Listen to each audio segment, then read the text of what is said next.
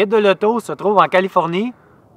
On a la difficile tâche de mettre à l'essai la Ferrari Californiate, elle qui hérite cette année d'un nouveau moteur turbo-compressé. Est-ce que les puristes auront eu raison de se plaindre? On va le découvrir ensemble.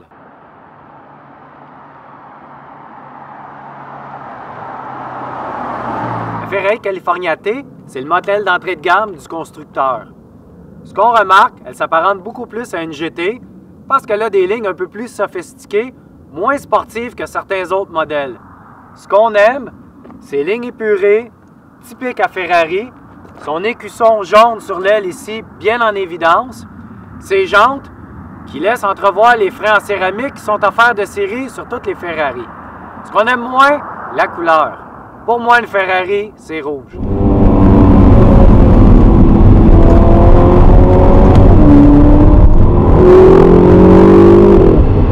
Le moteur Ferrari, c'est-tu assez beau? On a ici un V8 biturbo de 3,9 litres qui est positionné juste derrière les roues avant. Il développe 553 chevaux et 557 livres-pieds de couple. Il est jumelé à une transmission double embrayage à 7 rapports. Elle est d'une efficacité incroyable.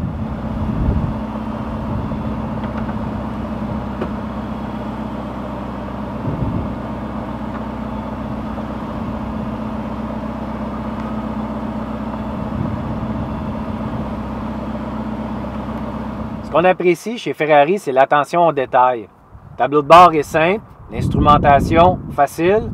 On a un large contour au centre qui nous permet de voir en tout temps les révolutions du moteur, ce qui est important dans le cas d'une voiture sport. On a ajouté cette année un petit cadran tactile qui affiche différentes informations. Console centrale est simple, ergonomique. Ce qu'on apprécie surtout chez Ferrari, c'est le volant qui regroupe tous les contrôles, dont le sélecteur de mode. Vous pouvez choisir entre le mode confort, sport et même le mode piste. L'élément un petit peu plus déroutant, c'est les clignotants qui sont situés également sur le volant, les deux boutons, alors qu'on est habitué normalement à un levier.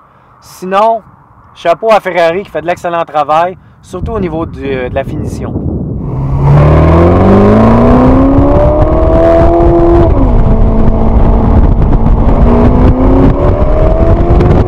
Ce qu'on remarque sur la route, c'est la puissance incroyable du moteur V8 de 3,9 litres.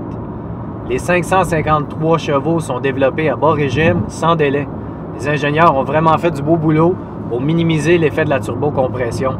Que vous soyez en 4e ou en 5e rapport, pas besoin de rétrograder. La puissance est là, le punch est là à tous les régimes. Si jamais vous voulez enlever toutes les aides à la conduite, l'antipatinage, il faudra une bonne dose de conduite pour maîtriser la voiture parce que pourrait s'avérer une vraie bête en tout temps. Par contre, en ville, elle demeure confortable, une vraie GT. Le constructeur Ferrari n'a pas su s'échapper de la tendance, c'est-à-dire utiliser des moteurs avec une cylindrée moindre et utiliser la turbocompression pour compenser la puissance et le couple. On a réussi à obtenir un moteur qui est tout aussi performant, qui consomme moins, avec des émissions réduites.